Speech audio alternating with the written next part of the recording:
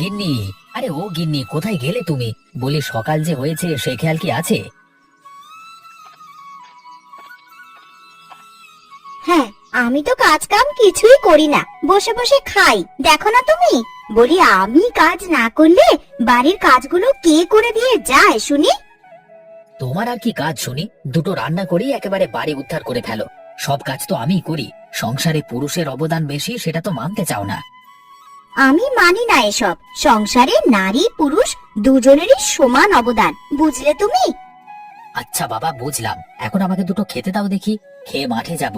ফসলগুলো শীত বেশি আসবার আগেই বাজারে তুলতে হবে। ঠিক আছে, তুমি বারান্দায় বসো, আমি খেতে দিচ্ছি। আচ্ছা ঠিক আছে।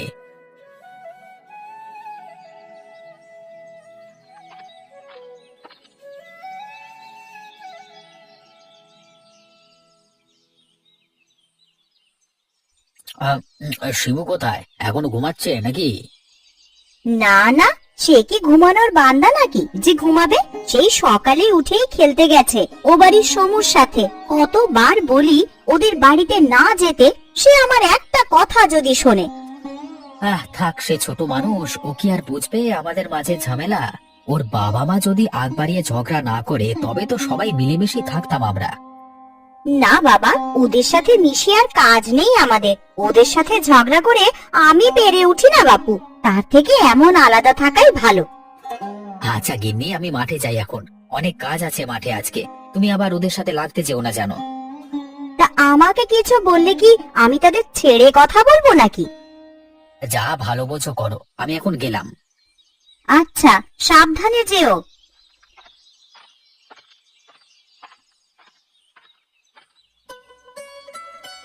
গিন্নি, আরে ও গিন্নি, কোথায় গেলে তুমি? তোমাকে না দেখলে আমার ভালো লাগে না, বোঝো না তুমি? আহ, হয়েছে হয়েছে। মনে হয় গ্রামে আমি একাই সুন্দরী, আর কেউ নেই এই গ্রামে। সত্যি তো, এই গ্রামে তো আর এমন সুন্দরী বউ কাউকে দেখি না। আমার তো মনে হয় শুধু এই গ্রামে না, এই পৃথিবীতে তুমি একাই সুন্দর আর বাকি সবাই কুৎসিত। কি যে বলো না তুমি! পাশের বাড়ির জয়া দিদি তো অনেক সুন্দর। তার নাকি রাজপুত্রের সাথে বিয়ে ঠিক হয়েছিল। কপালের জোরে আর সেটা হয়ে ওঠেনি। আমার তো রাজপুত্রের সাথে বিয়ে ঠিক হয়েছিল, কিন্তু কি করব বলো? রাজপুত্রের সাথে বিয়ে করলে কি আর তোমার মতন বিশ্ব সুন্দরীকে এইভাবে কাছ থেকে দেখতে পেতাম আর?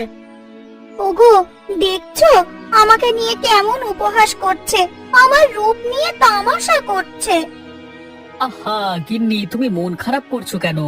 আরে রূপ না থাকলেও হারান দাদার বউয়ের কথায় গুণ আছে বলতে হবে। সেই গুণ তো থাকতেই হবে, না হলে আপনাদের মতন মানুষের সাথে কি করে পেরে উঠি বলুন তো দাদা? বিধাতা যদি এই গুণটা না দিতেন, তাহলে তো এখানে বাস করাই হতো না আমাদের। ওগো, তুমি পারবে না ওদের সাথে মুখ নাড়িয়ে।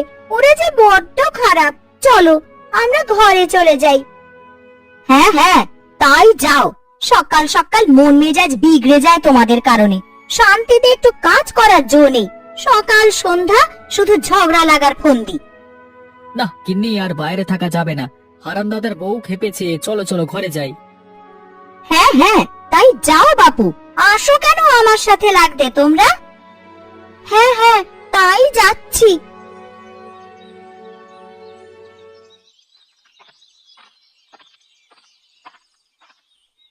কিরে হারান, কেমন আছিস তুই? তোকে তো আর এখন দেখাই যাচ্ছে না। আগে সে কথা আর বলবেন না দাদা। খেতে এবার ফুলকপির ফলন ভালো হয়েছে, সেগুলো নিয়ে একটু ব্যস্ত ছিলাম। শীত বেশি হলে তো আবার ওগুলো বাজারে বিক্রি করতে পারবো না, সব নষ্ট হয়ে যাবে।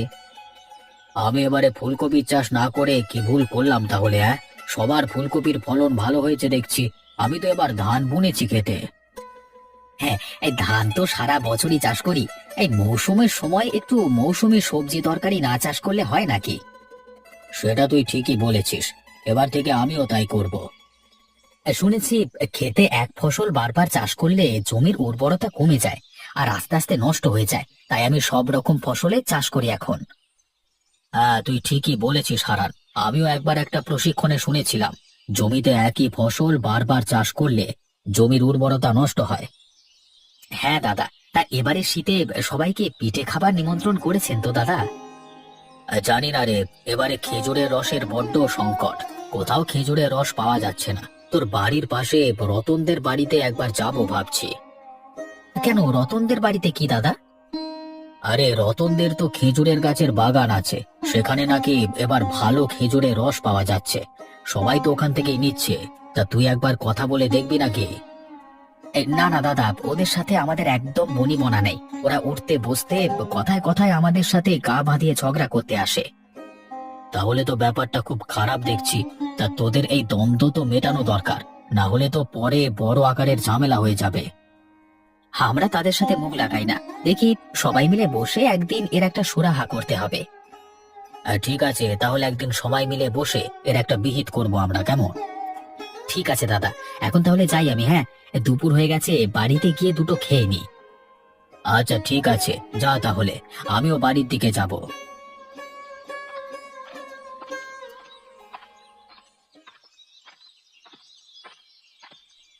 আরে হারান দাদা, যে কেমন আছো দাদা? এই পথে তো তোমাকে আর এখন দেখাই যায় না। তা তুমি তো একেবারে ডুমুরের ফুল হয়ে গেছো দাদা। আরে তেমন কিছু নয় রে ভোলা, আসলে জমিতে এবার ভালোই ফলন হয়েছে বুঝলি, সেগুলো দেখাশোনা করতে করতে আর চা খাবার সময় পাই না রে। তা চা দেবো নাকি এখন তোমাকে? আরে চা দিবি মানে? আলবাত দিবি। চা খাবার জন্যই তো তাড়াতাড়ি কাজ শেষ করে এসে বসলাম তোর দোকানে। আচ্ছা ঠিক আছে, তুমি বসো দাদা, আমি এক্ষুনি চা দিচ্ছি তোমাকে। ঠিক আছে, দে। আরে রতন দাদা, যে কেমন আছো রতন দাদা?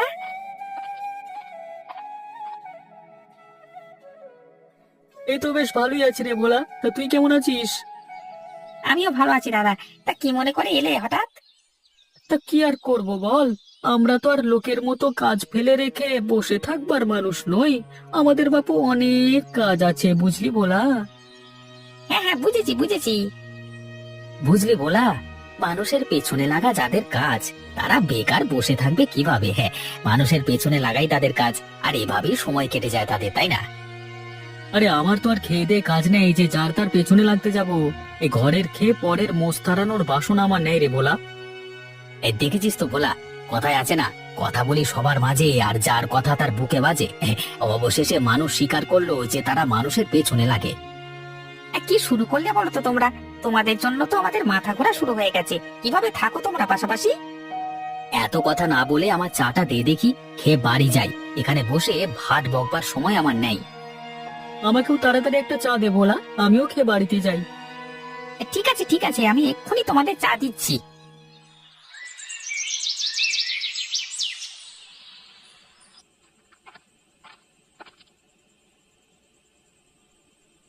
কই গো গিন্নি, একবার এদিকে এসো তো দেখি।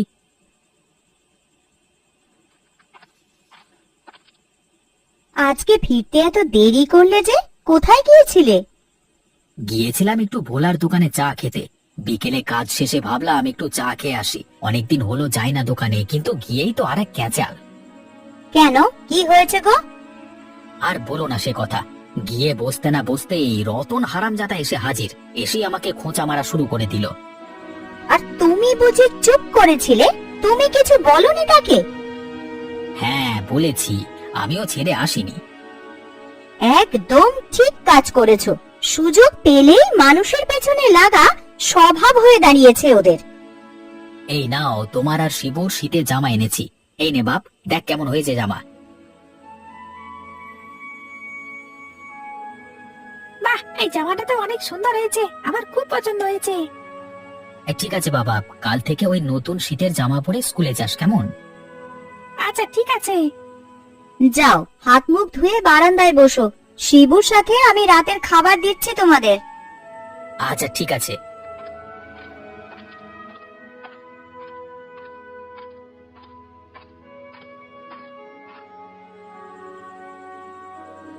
ও বাবা, বাবা, এবারে শীতে আমাদের জন্য খেজুরের রস আনবে না?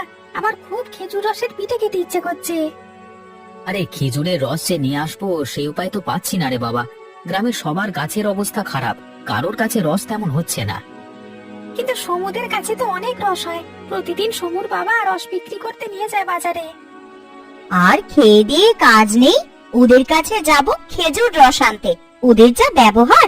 থাক বাবা, তোর বাবা খুঁজে পেলে নিয়ে আসবে। এখন তুই ভাত খা বাবা। আচ্ছা ঠিক আছে, তবে খেজুর রস না আনলে কিন্তু আমি আর বাবার সাথে কথা বলবো না। আচ্ছা বাবা, আমি খেজুর রস নিয়ে আসবো, তুই এখন খেয়ে নে দেখি। আচ্ছা ঠিক আছে।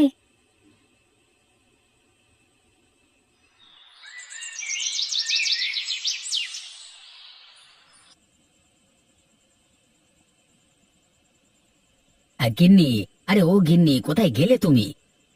ওই তো বাবা চলে এসেছে, এই দেখো বাবা কে এসেছে।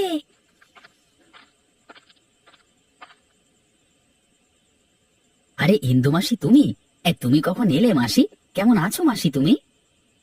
হয়েছে হয়েছে, এখন দরদ একেবারে উঠলে উঠছে।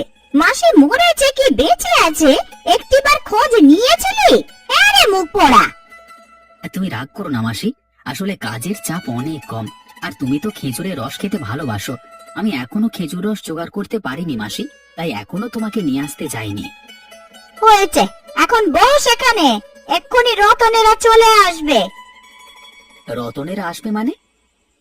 আমি আসতে বলেছি ওদের, কাজ আছে তাই। এসেছিস তোরা?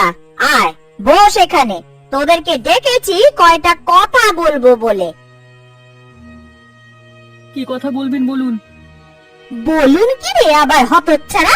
হ্যাঁ, হারানের মাসি মানে আমি তো তোদেরও মাসি, আমাকে মাসি বলেই ডাক দি। আচ্ছা ঠিক আছে মাসি, বলো কি বলবে। তোদের সমস্যা কি আমাকে খুলে বল।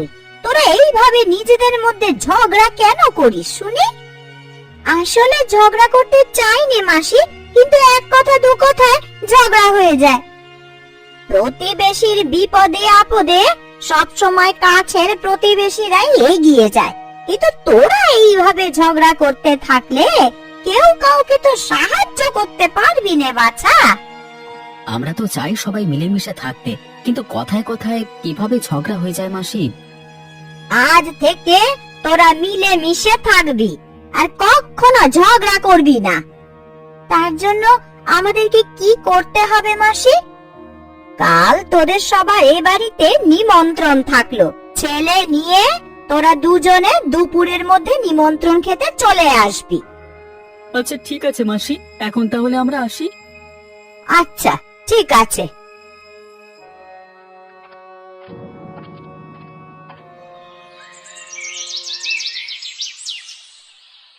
কই গো গিন্নি, একবার এদিকে এসো দেখি।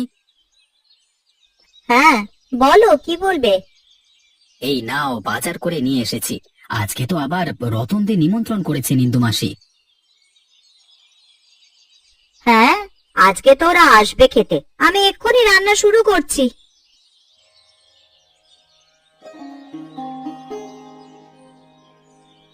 বাবা, ও বাবা, আমার জন্য খেজুর রস কিনে আনোনি?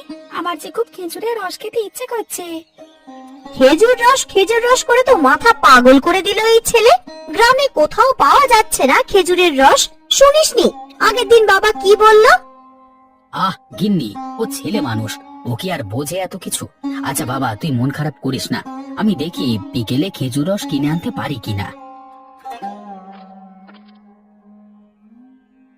আর কোথাও যেতে হবে না খেজুর রসের জন্য, আমি নিয়ে এসেছি আমাদের গাছের তাজা খেজুরের রস। তুই আবার তোর খেজুরের রস কি করতে নিয়ে এসেছিস? আরে এই নিমন্ত্রণ বাড়িতে খেতে এলাম, খালি হাতে কি করে আসি বলো তো হারান দাদা। আর তাছাড়া আমি খেজুর রস দিয়ে পিঠে বানাতে পারিনি। সমু আমাকে কতবার বলেছে জয়া দিদির কাছে পিঠে বানানো শিখতে, তাই একেবারে রস নিয়ে হাজির হলাম। আজকে জয়া কাকির হাতে রসের পিঠে খাবো আমরা সবাই। ঠিক আছে বাবা, আমি অবশ্যই তোদের সবাইকে খেজুর রসের পিঠা খাওয়াবো। মা সত্যি তুমি খেজুর রসের পিঠা বানাবে? ওরে কি মজা কি মজা, আমরা সবাই রসের পিঠে খাবো। হ্যাঁ রে বাবা, সবাইকে আজ রসের পিঠা খাওয়াবো। কে রে মুখ পোড়ার দল, তোরা একাই রসের পিঠে খাবি? এই বুড়িটার কথা কি সবাই ভুলেই গেলি? কি যে বলো না তুমি মাসি, তোমাকে আমরা কি করে ভুলে যাই বলো তো? ইন্দু মাসির জন্যই তো আমরা সবাই আজকে এক হয়েছি, তোমাকে যে কি বলে ধন্যবাদ দেব মাসি। প্রতিবেশীর সাথে ভালো ব্যবহার করা আমাদের কর্তব্য। বিপদে আপদে প্রতিবেশীদের সাহায্য পাওয়া যাবে তাহলে, বুঝেছিস? হ্যাঁ দিদা, তুমি সব ঠিক করে দিলে বলি তো আজকে অতিথির কাছের খেজুর রস খেতে পারবো।